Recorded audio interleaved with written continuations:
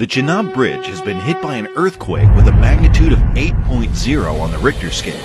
Passengers might think that this would soon happen. What actually happens is different. The rail deck remains unaffected by the earthquake. Can you explain how this is possible? The answer lies in the spherical bearings.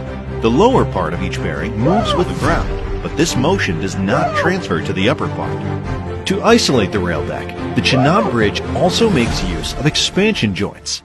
The way expansion joints work is a feast for the eyes. The movement of the box-shaped rubber structure makes this functioning possible. To understand why this bridge is safe, even in seismic zone 5 area, let's take a cross-section of its foundation. You can see a lot of interesting stuff here. This was the shape of the mountain before the construction work started here. An irregular, sloped mountain. The minimum slope of this mountain was 43 degrees, and the maximum was 77 degrees. The first job of engineers is to cut these mountains so that the shape is suitable for construction. The rocks in these mountains are not so strong. It's a material called dolomite. Not suitable for erecting a strong foundation. Excavators were used in the initial stage of shape correction. After that, they employed a technique called pre-splitting. In pre-splitting, a lot of tiny explosives are kept in a close distance. Connect them together, and they explode. Normal explosives break unnecessary portions of a rock. Using pre-splitting, you'll have greater control over the rock to be broken. The mountains look more clean now, but how to make them stable? The engineers used 3 methods to stabilize the slope: grouting, the use of anchor block, and shotcrete. The Himalayas are young mountains. The rocks in this region have a lot of minor cracks inside them. In the grouting technique, we inject cement into these voids. The cement acts as a glue, and the rock becomes stronger. You might have seen a lot of strange-looking blocks in construction photographs of Chenab Bridge. This is a smart slope stabilization technique called anchor block stabilization. In this method, the workers make holes on the slope. After that, they insert a special rod with a lot of tendons in it. In this project, they used divvy-dag tie rods. Now it's time for grouting. Once the grout is hardened, a block is kept on the rod. Now comes the use of a powerful hydraulic jack. The hydraulic jack pulls and keeps the steel tendon in extreme tension. After that, using a wedge arrangement, the steel tendon is kept in tension, even if the hydraulic jack is removed. Now, can you predict the force produced by the concrete block? The steel tendon in tension wants to reduce its length, but the block is not allowing that. This means the concrete block will press the slope inward. This compressive force will greatly increase the stability of the slope. Their next technique is shotcrete. Using this special machine, concrete is sprayed on the mountain rocks. This technique increases the stability of the mountain further. Now, the mountain is ready to support the heavy steel material. Next, they prepare the concrete foundation so that the steel piers of the bridge can be erected on it. Erection of the steel piers is done in a rather straightforward way. But how to erect the arch? No crane in the world will be able to do this task. That's why the engineers first erected the longest cable crane tower in the world, with a span of 915 meters. This cable crane is capable of lifting up to 35 tons. All the structural elements needed for the bridge were transported via these cables. Each arch segment is made up of box sections of 10 to 12 meters length. The different elements of the arch were connected together mainly using nuts and bolts. More than 600,000 of nuts and bolts were required for this work. The arch construction is progressing in a step-by-step manner. During all these processes, you can see cable stays supporting both halves of arches from the steel pier. Without these cables, you can guess what will happen to the arches. They'll fall down due to their own weight. More interestingly, to balance the force on the first main pier, the cable stays were connected to the neighboring pier in the opposite direction. Without these stay cables, the main piers would bend inward. Now comes the crucial day, the completion of the arch erection. Both halves of the arches met on this day. This process is known as arch closure. The main issue in arch closure is that even minor alignment issues can cause the final connection an impossible task for the workers. Even if the alignment is perfect, the heavy wind will make the assembly work difficult. So the first task before the structural element installation is to align both the halves perfectly. And also, we need a temporary connection between them. This is why this special hydraulic jack is used. By adjusting the green member of the jack, the horizontal distance between the arches can be adjusted. You can see currently only 6 members are missing from the arch. The yellow portion helps in adjusting the vertical distance.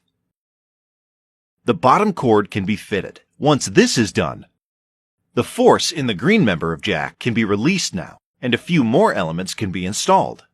Now they introduce the next jack. Until the perfect gap is achieved in the top cord, adjust this jack. Now, the top cord, the final structural element of the Chenab Bridge, is installed. This was a big celebration. Both arch halves got connected perfectly. The jacks have done their job. Once the arches are connected together, the support cables are no longer needed. The half arches support each other. They erected piers even above the arches. For the erection of the arch, the workers worked meticulously. Even their food was delivered by crane on the arch. The next stage of construction is the installation of decks. The rail track will be laid on this deck. We've already studied about the expansion joints of Chenab Bridge. The main span of Chenab Bridge uses 2 such expansion joints. The bridge is separated into 3 pieces with the help of these expansion joints. In short, the rail deck of the Chenab Bridge is not fixed to any structure from the ground. It's just floating on all these bearings. All this sophisticated engineering, planning, and execution are the reason why the Chenab Bridge became the tallest rail bridge in the world.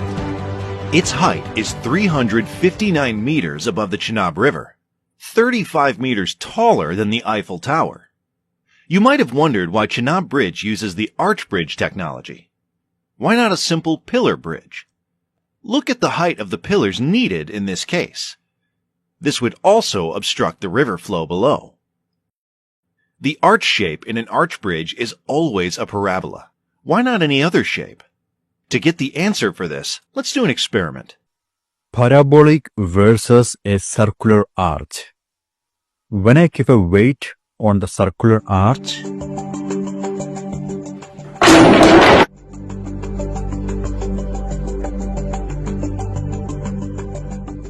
now let's keep the same weight on the parabolic arch.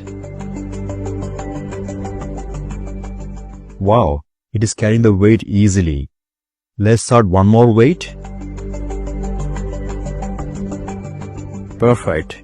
It is even carrying an extra weight. So parabolic arch is obviously a super strong shape. Now it's time to prove logically why parabolic arch is the best self-supporting structure. Let's tie a gigantic chain across the mountains of the Chenab. Thank you, King Kong, for your help. The shape this chain forms is a catenary. However, for simplification, we can approximate this shape as a parabola. Even if you try to hold it in some other shape, it won't stay there. A chain can support only a normal tension force. Now the tricky part. Let's solidify this parabolic chain. Now let's flip the direction of the gravitational force. Since the external force has flipped its direction, the internal stress will also flip its direction and become purely compressive. Now just flip this entire arrangement. Wow! It becomes an exact arch bridge. The compressive force developed by this parabolic structure is exactly at the middle of the section. Such structures aren't always stable. You can see why a structure may not be stable when the forces do not have this quality. This is why the parabolic arch is the best self-supporting structure. Now let's construct a road deck below this arch. This arch bridge is unnecessarily huge. There's one more way to achieve the same objective. Just shift the supporting arch down. Here again, the force induced in the arch is the same. If you were the chief engineer in charge of this project, which design would you choose? Obviously, the above-deck design, right? The reason is simple. You will save a ton on construction materials. The Chenab Bridge uses a ballastless track. Almost all high-speed railway projects use this technology. These animations illustrate how the different components in the ballastless track absorb vibrations. This bridge is designed to support a train with a maximum speed of up to 100 kilometers per hour. Ballast tracks have the issue of dust pollution, and they have a low life expectancy. So far, we've seen 2 expansion joints of Chenab Bridge. It should be noted that the bridge has one more expansion joint, but slightly away from the arch section. In short, the 3 expansion joints separate the bridge into 4 pieces. The bridge is even designed for redundancy. This means even if one of its piers gets damaged, the bridge will still remain stable. The train will still be able to cross the bridge, but at a maximum speed of 30 kilometers per hour. Chenab Bridge is connecting the Kashmir Valley to the rest of India via rail link for the first time. Huge mountains, weak rock, inaccessible terrain, heavy wind and earthquake-prone area. Chenab Bridge project overcame all these hurdles and became the tallest rail bridge in the world. Hats off to the engineers behind this project for their brilliant design and meticulous execution. Before you leave this video, please subscribe to this channel, and if you truly want to support us, please check out our Patreon page and pledge your support. Take care. Bye bye.